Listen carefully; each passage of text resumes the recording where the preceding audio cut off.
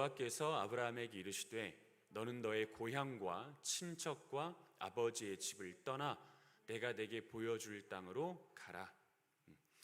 여호와 하나님은 갈대아 우르의 우상 숭배자이며 심지어 우상을 만들어 팔던 아브라함을 택하셨습니다.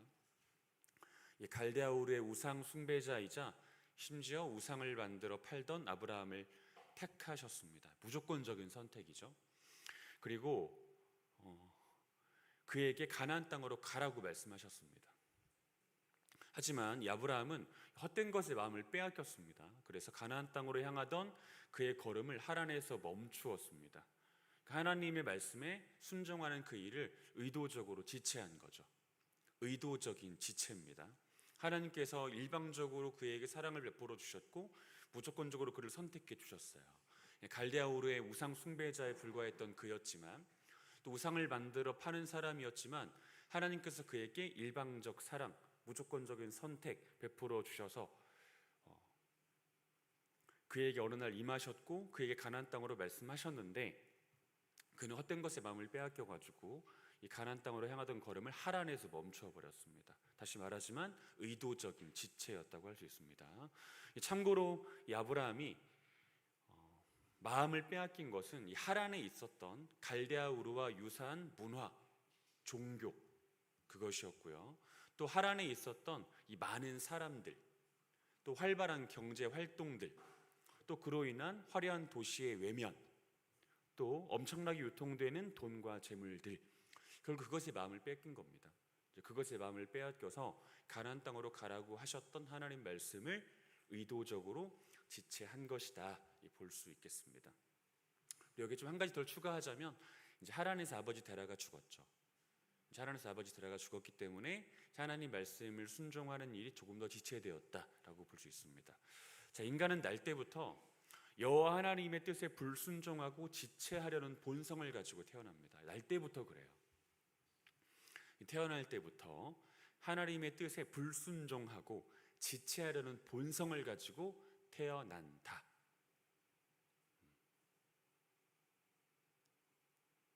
그러니까 우리가 아이들 보면 되게 예쁘잖아요. 저도 이제 오늘 이제 하루 종일 설교 준비했거든요. 하루 종일 설교 준비하는데 중간중간에 피곤하고 졸리잖아요. 근데 제가 피곤과 졸음을 오늘 어떻게 퇴치했냐면, 제 핸드폰 속에 있었던 그 루아 이든이 아주 애기였을 때 동영상을 보면서 그 졸음을 퇴치했거든요.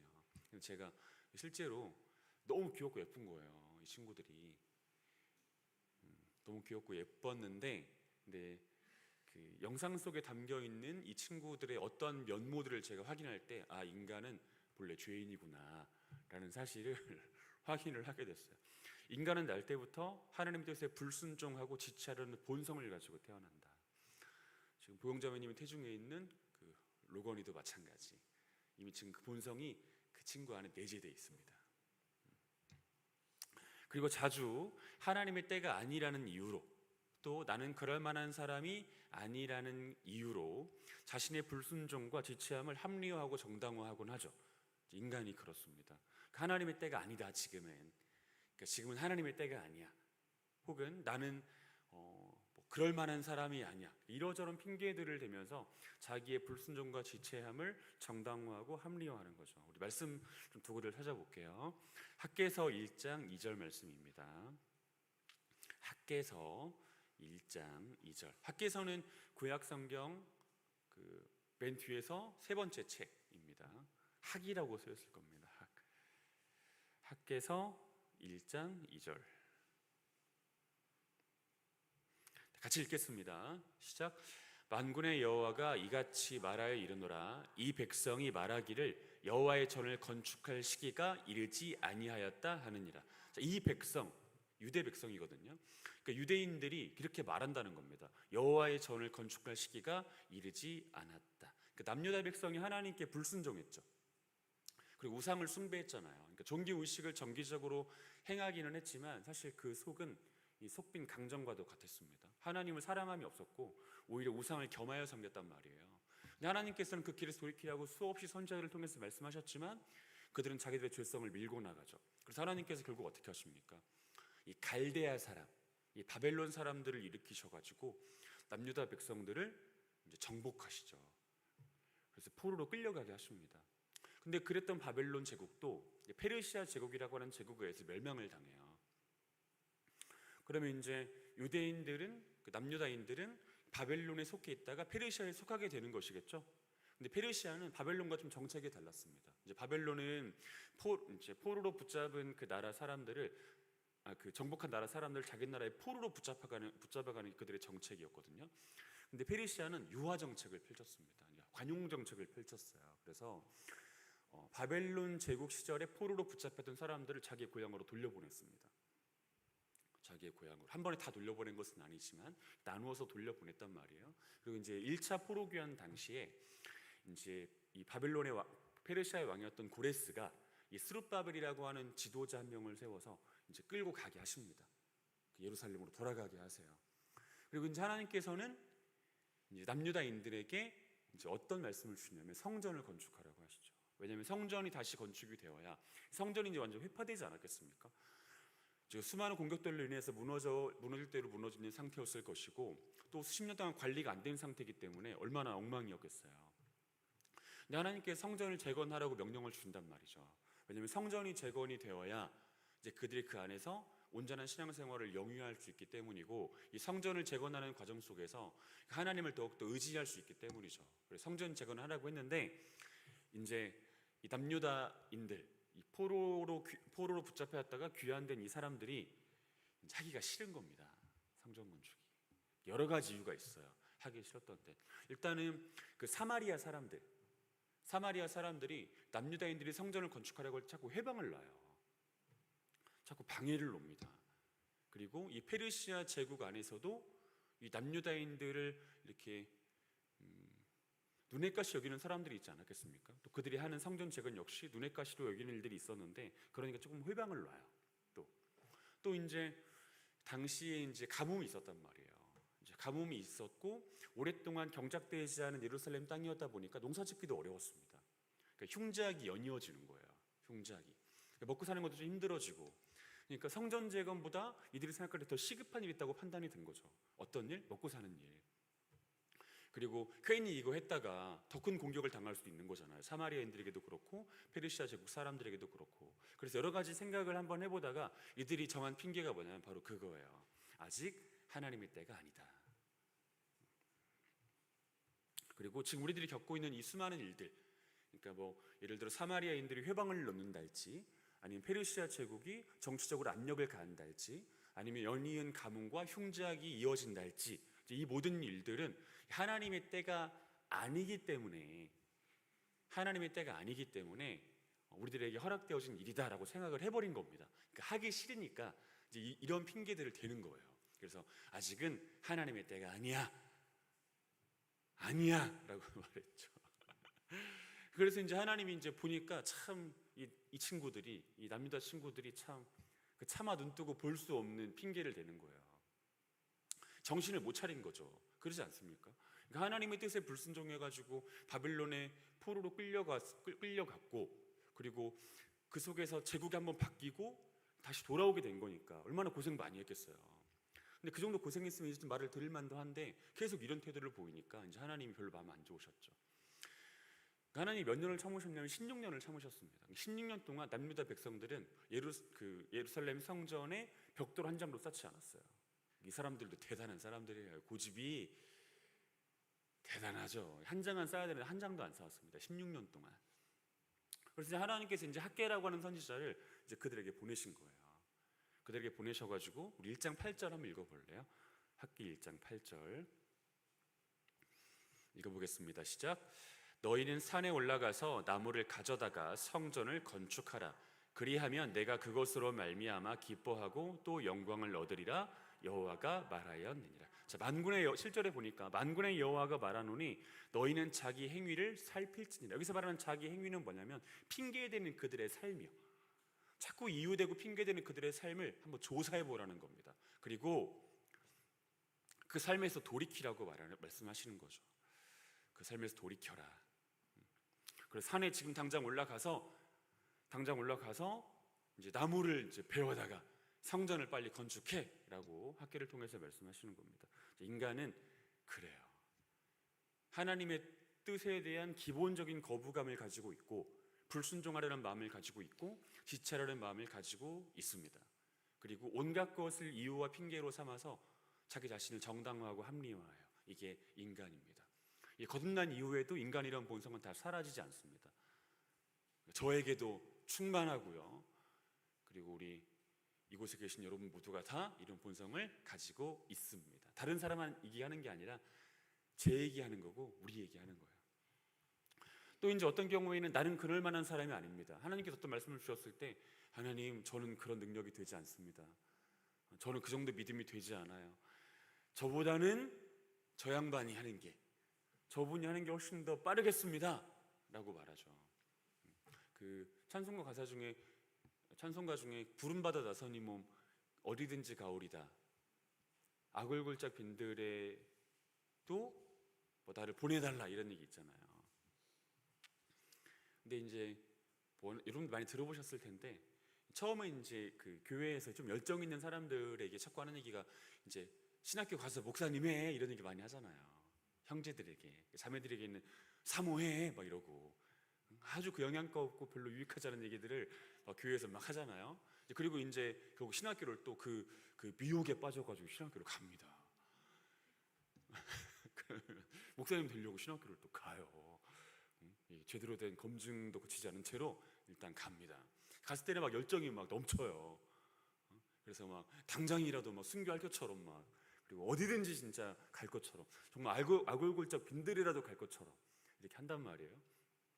근데 이제 신학교 좀 졸업할 때쯤 되면은 이제 기름 질 대로 져가지고 이제 별로 그런 고백 안 합니다. 그래서 부름받아 나서니 몸 골라 가오리다 하고 아골골짝 빈들이는 제가 먼저 가게 하소서 이렇게 한단 말이에요. 저는 그럴 만한 사람이 아닙니다. 저보다 더 믿음 좋은 사람이 있으니까 저보다 더 훌륭한 사람이 있으니까 저 사람 시키세요 하는 경우들도 있어요. 출애굽기 4장 13절 한번 보겠습니다. 출애굽기 4장 13절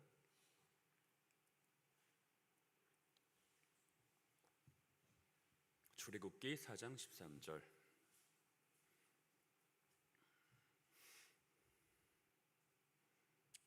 자, 읽어보겠습니다. 시작. 모세가 이르되 오 주여 보낼 만한 자를 보내소서. 오 주여입니다. 그냥 주여도 아니고 오 주여, 그러니까 진정 원하는 거죠. 진정. 주여 보낼 만한 자를 보내소서. 하나님께서 모세를 통해서 이집트에서 400년 동안 노예 생활했던 이스라엘 백성들을 출애굽시키려고 하시죠. 그리고 그 뜻에 관하여 모세에게 부분적이지만 가르쳐 주셨단 말이에요. 그리고 모세의 첫 반응입니다. 오 주여 보낼 만한 자를 보내소서. 자기는 아니라는 거죠. 자, 훌륭한 믿음의 선진이었던 모세에게 이런 모습이 있었다는 것은 이 땅의 모든 사람들에게도 이런 모습이 있다는 것을 말해주는 거죠. 자, 자신의 불순종함과 지체함을 자신의 연약함을 이유로 삼아 정당화하고 합리화하는 인간의 모습이라고 할 수 있습니다. 여러분은 어떠십니까? 여러분 하나님 명령이 딱 떨어지고 하나님 말씀이 딱 떨어지면 바로 그냥 순종하십니까?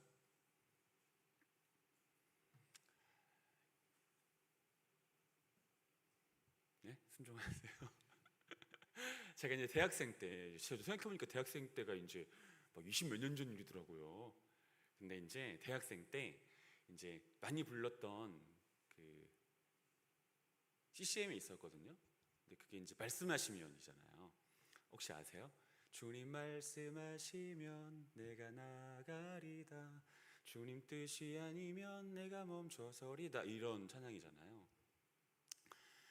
근데 그때만 해도 좀 그런 마음이 있었던 것 같아요. 그 시기만 제가 뭐 라뜰라따는 것도 좀 그러기는 한데 그때만 하더라도 그래도 좀 그 젊은이들의 마음 속에 주님 말씀에 순종하겠다는 결심이 좀 있었던 것 같아요. 근데 이제 요즘 남은 CM들 보면은 맨날 저는 아파요, 저는 연약해요, 너무 힘들어요, 오늘도 저는 버텨야만 돼요, 막 이런 곡들 많거든요. 너무 나약한 것 같아요.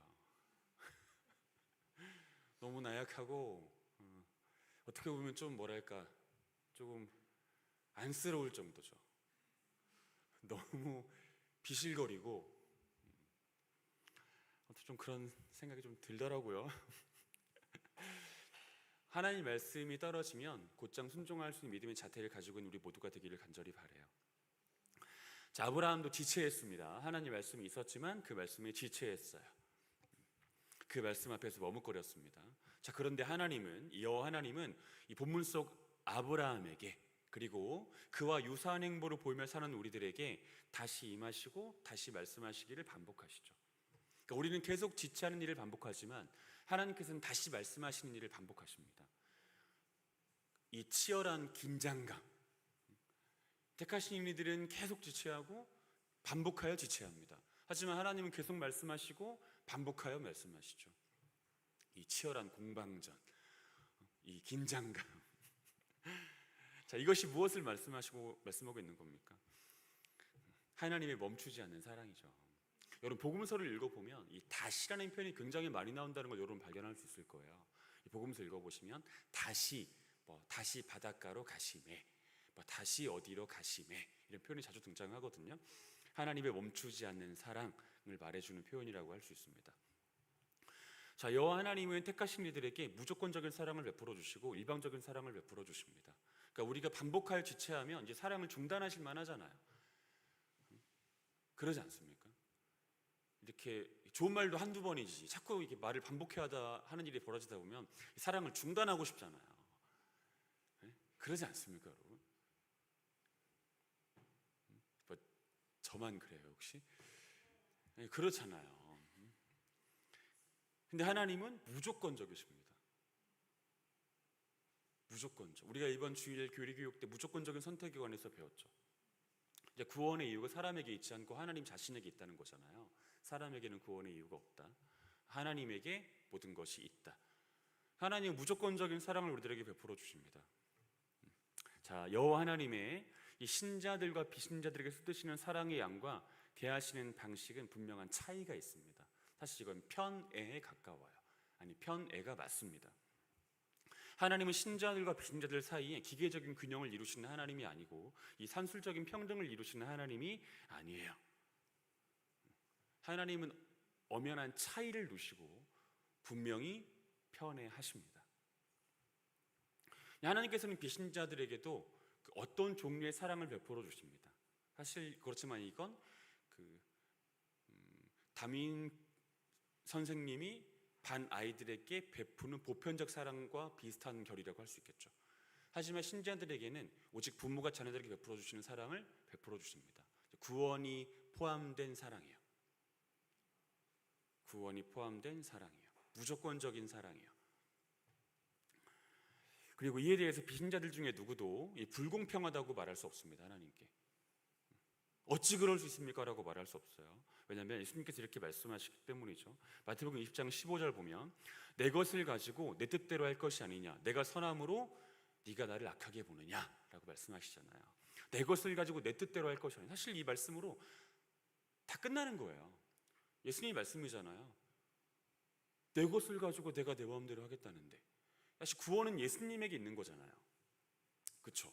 그리고 선택도 예수님에게 있는 것이고 사랑도 용서도 다 예수님에게 있는 거란 말이에요. 근데 예수님께서 자기의 것을 가지고 자기가 택하신 이들에게 그것을 베풀어 준다는데 누가 뭐라고 하겠습니까? 그렇잖아요, 여러분. 그렇죠? 다시 본 구절로 들어가 보겠습니다. 자, 본 구절에 보니까 여호와 하나님께서 아브라함에게 고향, 친척, 아버지의 집을 떠나라고 말씀하시죠. 고향과 친척과 아버지의 집을 떠나라 하십니다. 이것은 단지 물리적인 이동만을 뜻하는 것은 아니에요. 물론 물리적인 이동을 포함하지만 그것만을 말하는 것은 아닙니다. 자, 여호와 하나님의 아브라함에 대한 이러한 명령은 허탄한 과거를 떠나라는 겁니다. 허탄한 과거. 그러니까 하나님 앞에서 전혀 유익하지 않았던 과거, 그 과거를 떠나라는 것이에요. 너무 세속적인 과거, 죄로 점철된 그 과거, 우리가 이걸 허탄한 과거라고 하는데, 이 허무하고 무익하고 심지어 사악하기까지 한 그 과거를 떠나라. 그리고 부패한 본성을 떠나라. 부패한 본성.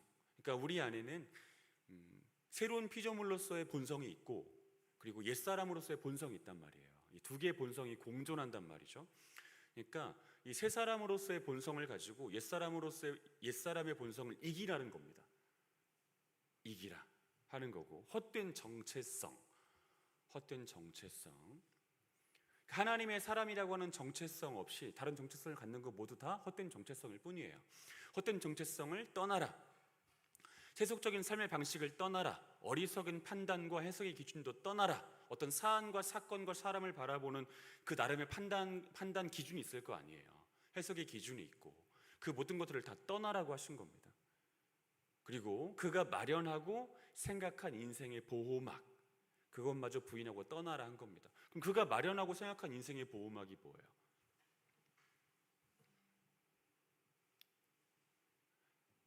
하란에 머무는 동안 쌓아놓았던 기득권이죠. 하란에 머무는 동안 쌓아놓았던 그의 삶의 터, 심지어 그의 직장, 그와 관계 맺었던 사람들, 그게 그가 생각했던 일종의 보호막이었을 텐데 그것마저 떠나라고 하십니다. 다 떠나라 하세요. 허탄한 과거, 부패한 본성, 헛된 정체성, 세속적인 삶의 방식, 어리석은 판단과 해석의 기준, 그가 마련하고 생각한 인생의 보호막 다 부인하고 떠나라 말씀하십니다. 다 떠나라는 거예요. 다 떠나라. 사실 이건 고통스러운 명령이죠.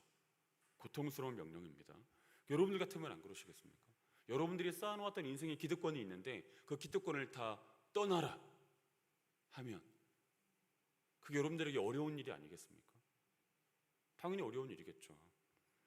자, 하지만 이 여호와라고 하는 신명이 본문에 기록되어 있잖아요. 이 여호와라는 신명이 의미하는 것처럼 이 모든 명령, 하나님의 모든 명령은 아브라함과 그의 후손들의 구원을 위한 일이에요.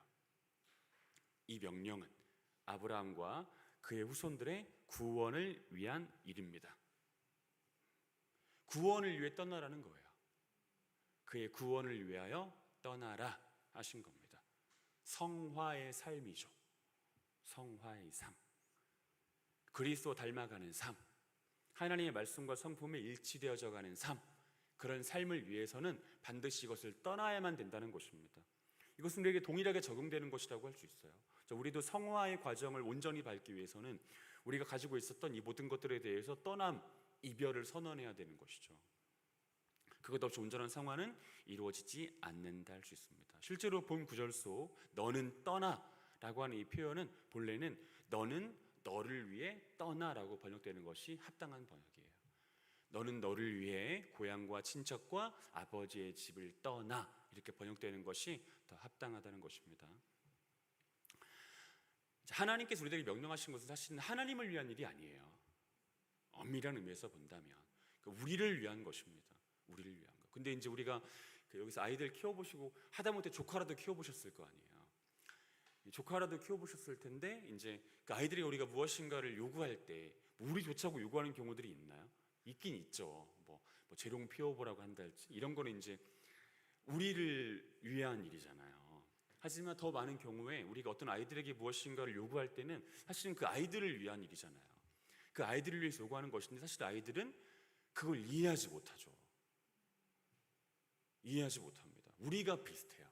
하나님께서 우리들에게 무엇인가를 명령하시는 것은 비록 그것이 우리들의 판단으로 볼 때 무리한 명령이라고 할지라도 우리들의 성화의 삶을 위해서 매우 유익한 것인데, 근데 우리는 그렇게 생각하지 않죠.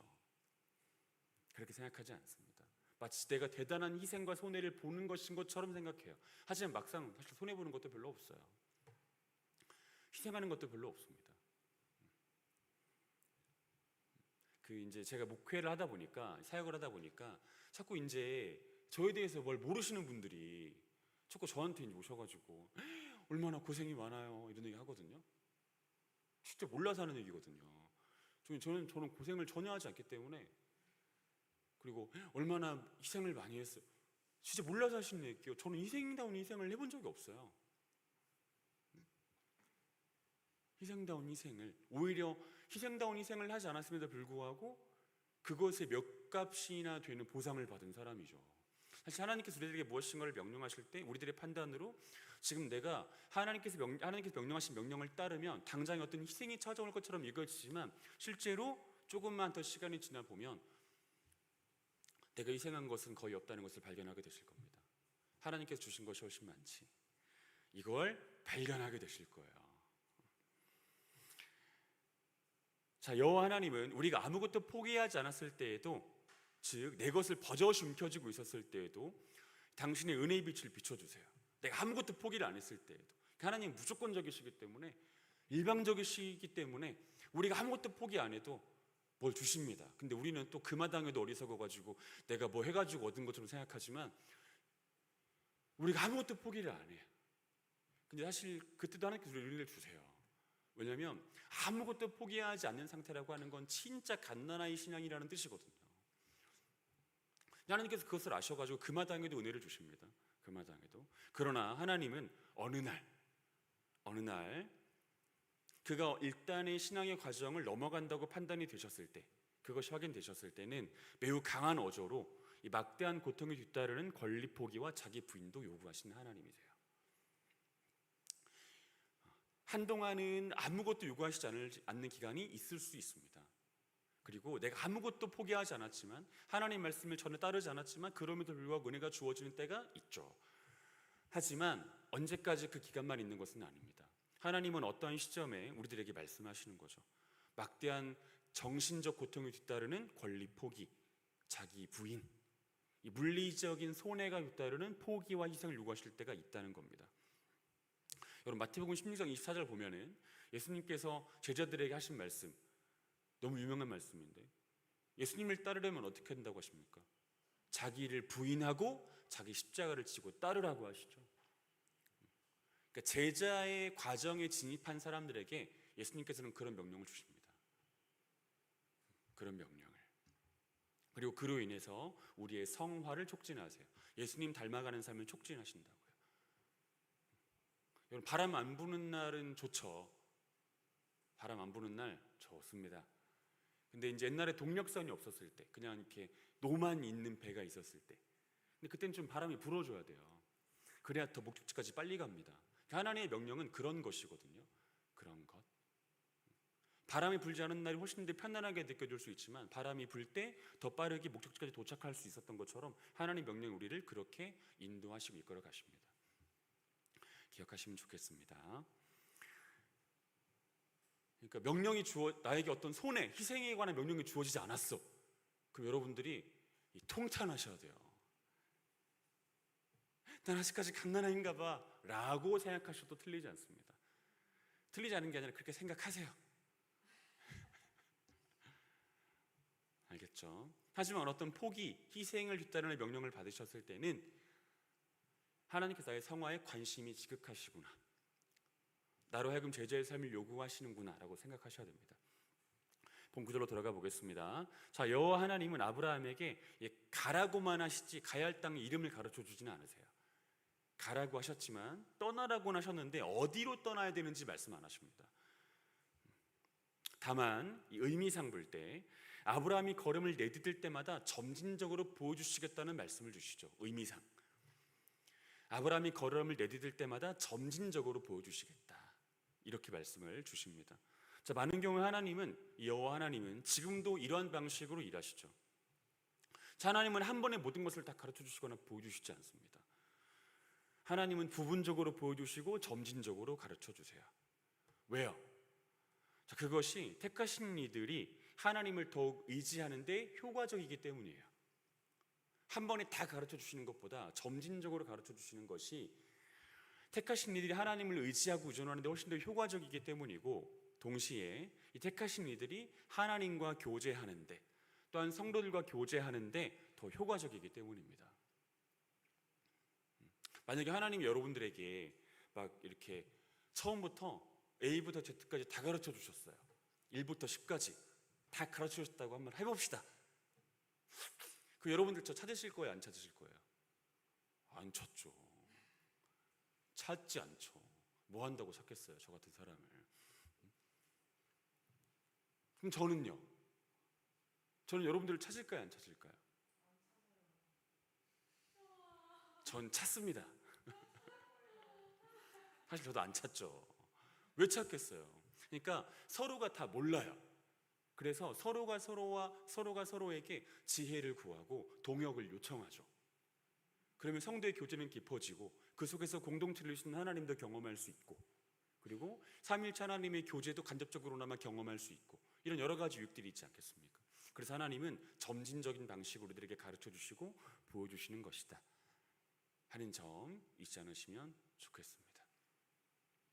아시겠죠? 그래서 여러분들이 나는 뭘 많이 모른다라고 생각하시는 분들은 더욱더 성도의 교제에 힘쓰셔야 돼요. 알겠죠? 저는 그렇게 간주하겠습니다. 앞으로 여러분들이 성도의 교제를 하지 않는 모습이 저에게 보이면 저 사람은 스스로 생각하기에 나는 다 안다라고 생각하는구나 라고 생각을 한번 해볼게요. 아니에요. 2절 말씀 읽겠습니다. 2절 읽습니다. 시작. 내가 너로 큰 민족을 이루고 내게 복을 주어 내 이름을 창대하게 하리니 너는 복이 될지라. 자, 내가 너로 큰 민족을 이루고 내게 복을 주어 내 이름을 창대하게 하리니 너는 복이 될지라. 자, 1절이 아브라함에 대한 하나님의 부인, 포기, 떠남에 대한 명령이라면 2절은 그 명령에 순종할 때 베풀어지는 상급에 관한 말씀이에요. 하나님의 명령에 순종할 때 베풀어지는 상급에 관한 말씀입니다. 자, 일단 우리가 기억해야 되는 것, 여호와 하나님은 아브라함에게 상급을 주시기 위한 매우 강한 의지를 가지고 계세요. 상급을 주고 싶어 하십니다. 하나님은 이런 하나님이죠. 복 주고 싶어 하시는 하나님이고 상급을 베풀어 주고 싶어 하시는 하나님이에요. 아브라함에게 뿐만 아니라 모든 믿음의 자녀들에게도 마찬가지십니다. 자, 노하기를 더디하시는 여호와 하나님은 징계를 재촉한 우리들을 뻔히 바라보고 계심에도 불구하고 당신의 긍휼과 용서를 베풀어 주십니다. 우리가 먼지뿐임을 기억하시기 때문이죠. 그리고 거기서 그치시지 않고 우리의 작은 순종에도 큰 상급을 더해주세요. 그러니까 작은 순종에도 큰 의미를 부여하셔서 상급을 베풀어 주시는 하나님이시라고요. 그리고 조금 더 정확히 말하면 상급을 더하시기 위해서, 복을 베풀어 주시기 위해서 우리로 하여금 순종하게 하십니다. 하나님은요. 상급을 베풀어 주시는 하나님, 그 하나님이다라는 걸 잊지 않으시면 좋겠습니다. 물론 이제 저는 제가 예전에 들었던 하나의 예화인데, 물론 저는 이제 그 예화를 전혀 믿지 않습니다. 참고로. 근데 이제 여러분들에게 좀 유익이 될까봐 전달을 드리면, 어떤 사람이 죽었대요. 어떤 사람이 죽어가지고 이제 천국을 가게 됐답니다. 근데 천국의 문지기가 베드로였다네요. 베드로. 근데 베드로가 이제 이 사람을 바로 천국 속으로 데려가지 않고 이제 어떤 창고 같은 곳으로 데려가더래요. 창고 같은 곳으로. 창고 같은 곳으로 데려갔더니 거기 갔더니 막 그 사람들 이름 적혀 있는 수많은 서랍들이 있더랍니다. 서랍들. 근데 이제 어떤 한 서랍을 보니까 자기 이름이 적혀 있더래요. 그 서랍에. 그래서 궁금하잖아요. 궁금해요? 그래서 이제 가가지고 이제 열어봐달라고 했답니다. 열어봤더니 거기에 그가 순종하지 않아서 이렇게 베풀어 주자는 상급들이 엄청나게 많았대요. 물론 저는 믿지 않습니다. 그걸 믿지 않지만 이제 그런 예화를 만들어내면서까지 하고 싶었던 이야기가 있었던 거죠. 사람들이 순종하라는 겁니다. 하나님 말씀에 순종할 때 상급이 베풀어진다. 엄밀한 의미에서 하나님은 그에게 상급을 더하시기 위해서 그로 하여금 순종하게 하시는 하나님, 상급을 주시고자 하시는 열심히 충만하신 하나님이라는 사실을 기억하셔야 돼요. 하나님은 우리 아버지입니다. 복 주고 싶어 하시고 상급 주고 싶어 하세요. 이 하나님을 여러분들이 잊지 않았으면 좋겠습니다. 그렇다면 여호와 하나님께서 아브라함에게 주고자 하신 상급의 내용은 뭐예요? 크게 두 가지입니다. 첫 번째는 내가 너로 큰 민족을 이루게 하겠다. 첫 번째 상급이었고, 두 번째 상급은 내가 너에게 복을 주어 내 이름을 창대하게 하겠다. 두 번째 상급입니다. 첫 번째 상급은 내가 너로 큰 민족을 이루게 하겠다. 두 번째 상급은 내가 너로 복을 주어 내 이름을 창대하게 하겠다. 상급의 내용들입니다. 사실 여호와 하나님께서 약속하신 이 두 개의 상급은 모두 불가능해 보이는 상급들이에요. 현실 불가능해 보이는 상급이에요. 일단 내가 너로 큰 민족을 이루게 하겠다고 하신 이 말씀은 현재 아브라함의 나이가 75세인 거 우리가 염두에 둬야 돼요. 75세입니다. 75세요. 물론 이제 전에 보니까 텔레비전 보니까 그 탤런트 중에 김용건 씨, 이 김용건 씨는 70대 후반에도 아들을 낳더라고요. 그래서 저는 무슨 생각을 했냐면, 그래, 김용건 씨로 인해서 그 많은 이제 70대 이상의 분들이 뭔가 소망을 갖겠구나라는 생각을 한번 해봤어요. 자, 아브라함은 75세입니다. 사실 이제 오늘날에도 그렇지만 이 당시 고대근동 사회에서 75세면 노인이에요. 노인입니다. 더군다나 사례의 나이는 몇 살이에요? 65세의 불임 여성입니다. 65세의 불임 여성이에요. 사레가 아마 10대 때 이 아브라함과 결혼했을 거거든요. 10대 때. 그러면 얼추 잡아도 40년 이상 동안 불임 상태가 지속됐던 겁니다. 현실 불가능해 보이는 말씀을 하나님께서 하신 것이라고 봐야 돼요. 지금 아브라함에겐 자식이 없죠. 아브라함에게 자식이 없었고 그가 아꼈던 종은 있었어요. 혹시 기억하십니까? 다메섹 엘리에셀. 다메섹 사람 엘리에셀. 하갈은 나중에 이집트에서 이제 얻어온 종이고요. 괜찮아요. 네, 괜찮아요. 네? 아끼기는 했으니까 아끼기도 했고 괜찮아요. 뭐 지금은 이렇게 원래 그 처음에 어떤 그 퍼즐을 맞출 때는 다 흩어져 있는 조각들을 먼저 보는 거예요. 하나씩 끼워 맞추면 되니까. 그 다음에 내가 너에게 복을 주어 너 이름을 창대하게 하겠다는 이 말씀도 사실은 현실 불가능한 말씀처럼 보여요. 사실 이게 되게 병주고 약주는 말씀이거든요. 왜냐하면 여호와 하나님께서 아브라함에게 가지고 있는 것 포기하라고 했잖아요. 기득권 포기하라고 했잖아요. 부인을 명령하셨잖아요. 포기와 부인과 떠남을 명령하셨잖아요. 근데 그 마당에 내가 너에게 복을 주어 너 이름을 창대하게 하겠다 이렇게 말씀하시는 것도 사실 현실 불가능해 보이는 말씀인 거죠. 더군다나 지금 아브라함은 이미 순종한 상태예요. 이 창세기 12장에서는 순종의 걸음을 내디딘 상태라고 봐야 되거든요. 자, 그러나 여호와 하나님은 이 말씀을 물리적인 측면과 영적인 측면 모두에서 성취하셨습니다. 다 성취하셨어요. 자, 먼저 물리적인 측면에서 여호와 하나님은 아브라함에게 이스마엘과 이삭을 허락하셨죠. 이스마엘과 이삭. 그리고 그들을 통해서 무족속들의 조상이 되게 하셨습니다. 이스마엘을 통해서 수많은 족속들을, 이삭을 통해서 또 수많은 족속들을 이렇게 낳게 하시잖아요. 그리고 이 아브라함에게 막대한 힘과 부와 명성을 허락해 주셨어요. 그러니까 아브라함은 사병을 가지고 있었죠. 사병. 몇 명인지 혹시 기억나십니까? 그렇죠. 318명이에요. 사병을 가지고 있었을 정도의 부를 가지고 있었단 말이에요. 하나님께서 허락하신 부입니다. 참고로. 그래서 근동 유력자들을 두렵게 했습니다. 근동 유력자들을. 물리적인 측면에서 성취하신 거죠. 또한 여호와 하나님은 아브라함의 가문을 통해서 예수님을 이 땅에 초림하게 하셨고요. 또한 그의 가문을 통해서 오신 예수님 안에서 이 불의한 죄인, 이 죄의 자녀, 본질상 진노의 자녀들이었던 사람들을 하나님의 자녀가 되게 하셨죠. 영적인 측면에서도 하나님께서 이 말씀을 성취하신 겁니다. 더불어 여호와 하나님은 그의 삶과 신앙을 온전하게 하신 일련의 과정들, 이 과정들을 창세전에 예정하신 이들에게 반복적으로 가르치심으로써, 그러니까 오늘날 여러분들 같은 사람들이죠. 아브라함이 겪었던 일련의 과정들을 배우잖아요, 우리가. 그러니까 끊임없이 아브라함에 관한 이야기를 듣게 하시고 그의 삶을 관찰하게 하심으로써 내가 너 이름을 창대하겠다 하신 그 말씀도 영적인 측면에서 성취하셨습니다. 성취. 하나님은 이 모든 것을 상급으로 말씀하신 이 모든 것에 대해서 성취하셨다. 물리적인 측면에서도 영적인 측면에서도 성취하셨다는 점 여러분들이 잊지 않으시면 좋겠습니다. 하나님은 시건치 않으신 하나님이죠. 식언. 말을 먹는 하나님이 아니라고요. 본인이 한 말을 본인이 먹어버리는 그런 하나님이 아니라고요. 우리는 종종 그렇잖아요. 약속한 거 잘 안 지키고 내가 언제 그랬냐고 발뺌도 하고 막 오늘요 내가 언제 막 이러면서 그러잖아요. 안 그랬어요 막 이러면서. 하나님은 시건치 않습니다. 하나님은 신실하세요. 하신 말씀 다 지키십니다. 3절 읽겠습니다. 3절 읽습니다. 시작. 너를 축복하는 자에게는 내가 복을 내리고 너를 저주하는 자에게는 내가 저주하리니 땅의 모든 족속이 너로 말미암아 복을 얻을 것이라 하신지라. 자, 우리 3절을 통해서 이 본 구절을 통해서 여호와 하나님은 아브라함과 자신을 동일시하십니다. 아브라함과 자기 자신을 동일시하세요. 그리고 여호와 하나님과 아브라함이 공동 운명체다라는 사실을 가르쳐 주십니다.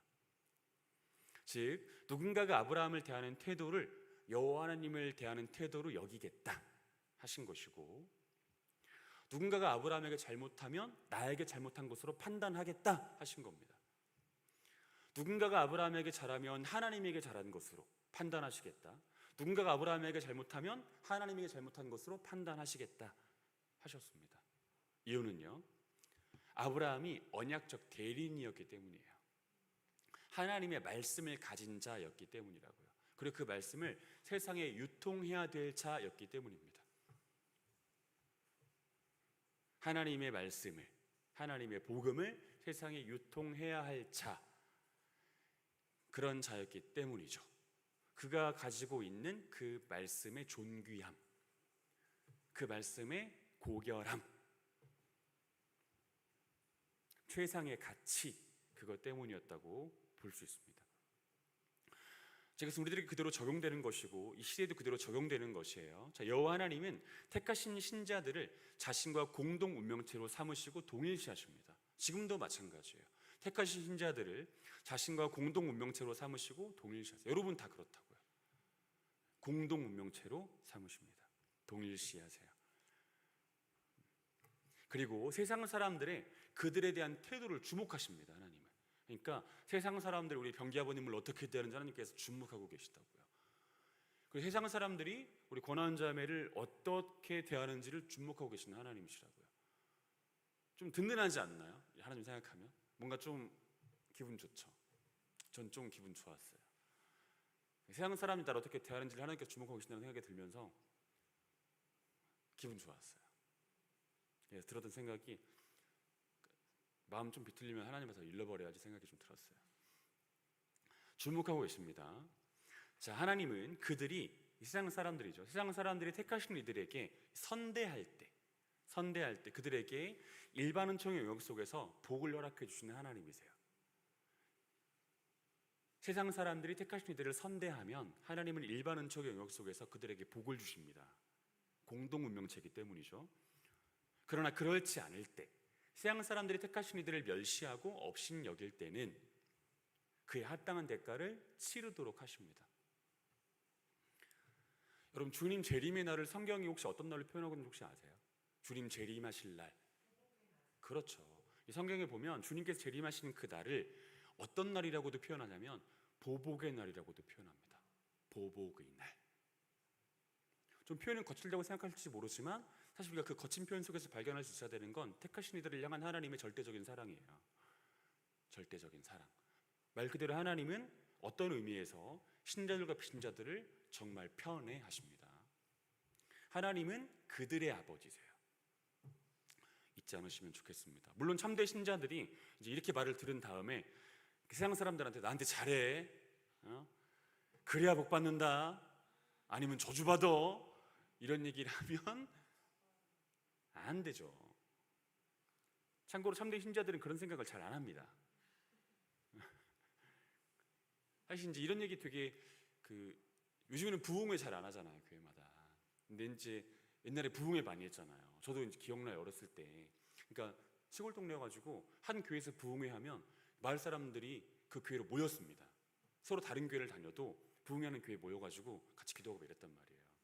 막 그러면 이제 요즘에는 막 피아노 치고 드럼 치고 베이스 둥둥둥 거리고 막 일렉 쨍쨍하고 뭐 그랬을 때 짱짱짱짱 이렇게 하잖아요. 근데 옛날에는 그 큰 북, 아마 이웅쌤 기억하실 텐데 큰 북 붕붕붕 붕붕인가? 팡팡팡 치면서 이렇게 부흥했단 말이에요. 근데 그때 부흥사 목사님 오셔가지고 이제 하시던 얘기 중에 많은 얘기가 이제 기도할 때 입을 크게 여세요. 크게 여세요. 하나님이 복을 그 입에다가 막 몰아주실 겁니다. 입을 크게 여세요. 이렇게. 그리고 또 이제 뭐 그러면서 뭐 또 이런 얘기도 종종 하셨죠. 여러분들은 하나님을 빼앗겨 가지고 있어요. 세상 사람들이 여러분들한테 함부로 대하면 하나님께서 그 사람들 치실 겁니다. 뭐 이렇게 얘기하시고 하셨단 말이에요. 사실 완전히 틀린 말은 아니에요. 네? 아니요. 얘기를까지 들어봐요. 완전히 틀린 말은 아니에요. 근데 그런 내적 태도를 갖도록 하는 건 진짜 바람직하지 않은 것입니다. 참된 신자들은 그런 태도를 가지지 않아요. 그러니까 나에게 잘못하는 사람들에게 마음속으로라도 너에게 하나님의 저주가 임할 거야, 그런 생각 안 한다고요. 물론 진짜 화날 때 있죠. 날 진짜 열받게, 내가 참을 수 있는 정도가 10이면 한 11까지 나를 이렇게 억울하게 하는 사람들 있단 말이에요. 그럼 그때는 내가 내 이성물건을 잠깐 놓고 하나님께서 구할 수도 있습니다. 저는 저렇게까지 말해본 생각을 해본 적은 없어요. 예? 그러니까 시편 보면은 막 뺨때기 막 날리고 막.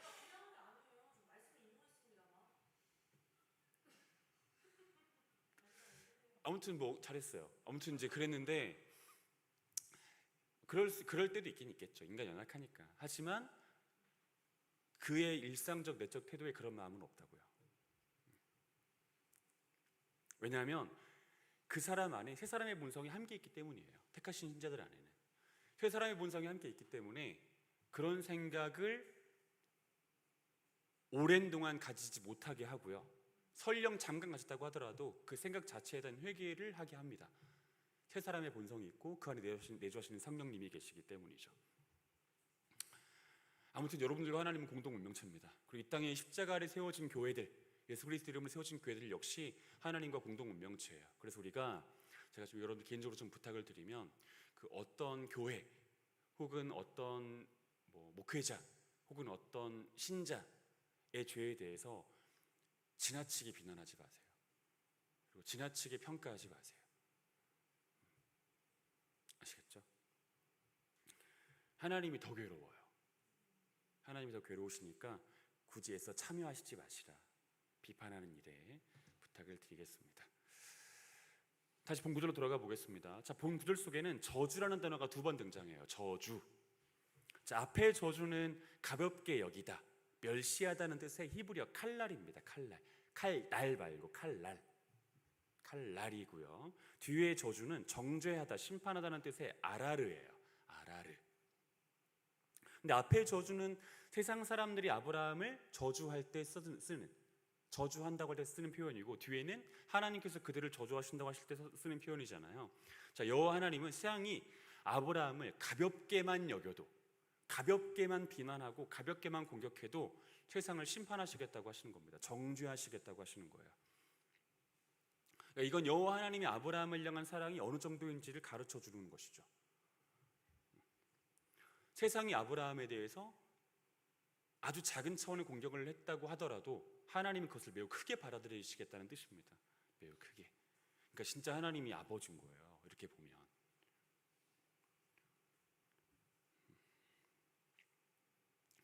그 성경에 보면 북이스라엘을 이제 하나님께서는 내 처녀 딸 그렇게 말하거든요. 패역한 북이스라엘을 두고. 근데 사실은 저는 딸을 안 낳아봐가지고 진짜 얼마나 감사한지 몰라요. 진짜 하나님한테 좀 기도했거든요. 딸을 안 낳게 해달라고. 진짜. 왜냐면 힘들 것 같아요. 딸 낳으면 힘들 것 같아요. 막 정서적으로 피폐해질 것 같아요, 사람이. 그러지 않아요? 그래서 저는 맨날 이렇게 제가 미행할 것 같거든요. 어디 있는지. 얼마나 감사한지 몰라요. 진짜 생각만 해도 진짜 아찔하고, 딸이 있다고 생각하면 생각 안 하고 싶습니다. 어쨌든 근데 이제 딸은 진짜 예쁘잖아요. 그래서 아들한테는 매를 대도 딸한테는 매를 안 된대요. 제가 그 딸한테 들었어요. 김예은이라고 딸한테 들었어요. 오빠한테는 매를 댔어도 아빠가 나한테는 매를 내지 않았다는 사실. 딸은 그렇잖아요. 사실 일방적인 사랑이 가거든요. 무조건적인 사랑이 가고. 자, 아브라함 역시 비록 성별로는 남자죠. 생물학적인 성별로는. 하지만 하나님께서 보실 때 마치 처녀딸을 바라보는 심정으로 바라보시다 생각하셔야 됩니다. 진짜 무조건적이에요. 무조건적. 하나님이 얼마나 아브라함을 사랑하시는가, 택하신 이들을 얼마나 사랑하시는가를 가늠케 하는 말씀입니다. 하지만 이 본 구절에서의 핵심은 복에 있습니다. 복. 이 복이라는 단어에 핵심이 있어요. 저주라는 단어보다는요. 자, 여호와 하나님은 아브라함을 통해서 세상의 복을 흘려보내시기를 원하십니다. 아브라함을 통해서 세상의 복을 흘려보내시기를 원하세요. 물론 여기서의 1차적인 차원에서의 복은, 이 근본적인 차원에서의 복은 예수 그리스도 자체죠. 그리고 그분의 복음이고요. 그로 인한 구원입니다. 여자의 후손으로 예언되어진 그 예수 그리스도요, 메시아. 그 메시아와 메시아에 관한 소식, 그리고 그 소식을 들음으로 해서 생기는 믿음, 그로 인한 구원, 이 모든 것들이라고 할 수 있어요. 하나님께서는 아브라함을 통해서 이 세상에 그 복을 흘려보내시기를 원하십니다. 이 복을. 그리고 이 복을 흘려보내시기 위해서 아브라함을 비방하는 사람을 하나님께서 보응하시겠다고 하시는 거예요. 이 복이 흘러가게 하시기 위해서. 생각해 보세요, 여러분. 만약에 어떤 A라는 사람이, 제가 이제 예를 들어 아브라함이에요. 제가 아브라함이라고 하면 어떤 A라는 사람이 이제 저에게 뭘 잘못했어요. 근데 하나님께서 그에게 보복하십니다. 그러면 그 나머지 사람들이 저에게 함부로 대할 수 있겠어요? 함부로 못 대하죠. 그러면 적어도 듣는 스님이라도 하지 않겠습니까? 이 말을 경청할 거 아니에요. 적어도 무시하지는 않을 거 아닙니까? 이 복음의 원활한 유통을 위한 일이기도 했다. 아브라함을 향한 절대적 사랑이기도 했지만 이 복음의 원활한 유통을 위해서도 하나님께서는 그에게 그런 말씀을 주신 것이다. 또한 세상에 대해서는 그런 일들을 행하신 것이다. 잊지 않으셔야 됩니다. 자, 참된 신자들은 때를 얻든지 얻지 못하든지 복을 흘려보내야 돼요. 세상을 향해서, 그 사람들을 향해서, 세상과 사람들을 향해서 복을 흘려보내야 됩니다. 쉽게 말하면 전도해야 된다고요. 제가 여기서 말하는 전도는 우리 교회 사람들 데리고 오라는 얘기가 아닙니다. 참고로 그런 얘기가 아니라 말 그대로 예수 그리스도와 그분의 복음을 전하는 삶을 살라고요. 그가 누구이든지 간에. 왜냐하면 그것이 하나님께서 우리에게 두신 계획이에요. 우리에게 두신 뜻입니다. 하나님은 창세전에 예정된 그들의 전도를 통해서 창세전에 예정된 누군가를 구원으로 인도하시는 하나님이신 것을 기억해야 돼요. 복음을 전하는 발이요, 그 복되고 아름다운 발이요, 그 발이 될 것을 말씀하고 계시죠. 자, 마지막으로 여호와 하나님께서 아브라함에게 말씀하신 복은 그런 영적인 차원에서의 복뿐만 아니라 이 물질적 차원에서의 복도 포함한다는 사실도 기억하셔야 돼요. 물질적인 차원에서의 복도 포함된다. 그리고 그가 가진 힘도 포함된다. 하나님께서는 아브라함이 갖고 있는 물질, 그리고 그가 가지고 있는 힘도 세상 사람들을 위해 쓰기를 원하셨어요. 그리고 사용하게 하십니다. 즉 하나님은 아브라함이 갖고 있는 물질을 통해서 어떤 이들이 물질적 섬김을 받게 하실 것이고, 그리고 위험에 처해 있는 어떤 이들이 아브라함의 힘을 통해 벗어나게, 그 위험에서 벗어나게 하실 거예요. 제가 옆에 관련 구절을 적어놨으니까 후에 한번 찾아보시면 좋겠습니다. 자, 참된 신자들은 참으로 여러 면에서 세상에 복이 되는 삶을 살아야 됩니다. 예수 그리스도와 그분의 복음을 유통한다는 측면에서도 세상에 복이 되어야 할 것이고, 또한 그가 가지고 있는 비록 크지 않은 물질이지만 그 물질을 세상 사람들을 위해 섬김의 무엇으로 내놓으면서 세상에 복이 되어야 된다라는 점 기억하시면 좋겠습니다. 아시겠죠? 너무 이렇게 인색해지시면 안 됩니다. 그래서 너무 인색하면 안 돼요. 4절 읽겠습니다. 4절 읽습니다. 시작. 이에 아브라함이 여호와의 말씀을 따라갔고 롯도 그와 함께 갔으며 아브라함이 떠날 때 75세였더라. 자, 아브라함이 하란을 떠날 때 75세였더라. 자, 아브라함은 여호와 하나님의 말씀을 듣고 다시 순종의 걸음을 내딛기 시작합니다. 자, 지체했던 아브라함이 다시 순종의 걸음을 내딛어요. 가르쳐주는 메시지는 분명합니다. 믿음은 관념이나 이술에 머물지 않는다. 믿음은 손가락 발가락 끝까지 뻗어간다. 행함이 없는 믿음은 구원 없는 믿음이 아니다 라는 메시지를 주죠. 자, 믿음은 이 머릿속에서만 맴돌지 않습니다. 그리고 믿음은 입술 안에서만 맴도는 것이 아니죠. 믿음은 손가락 마디 끝, 발가락 마디 끝까지 뻗어가요. 이것이 복음의 본성이고 믿음의 본성이에요. 질주합니다. 끝까지. 행함이 없는 믿음은 구원 없는 믿음이 아니다. 기억하셔야 됩니다. 자, 여호와 하나님의 말씀에는 질주하는 본성이 있어요. 여호와 하나님의 말씀에는 질주하는 본성이 있습니다. 그리고 그 말씀을 가진 사람은 그 본성을 함께 가지고 있기 때문에 반드시 여호와 하나님께서 말씀하신 그것을 향해 몸을 움직이는 수고, 행위, 질주 시작하게 되어 있습니다. 믿음이 있다고 말하지만 행위가 없는 건 실제로 믿음이 없는 것이라고도 볼 수 있어요.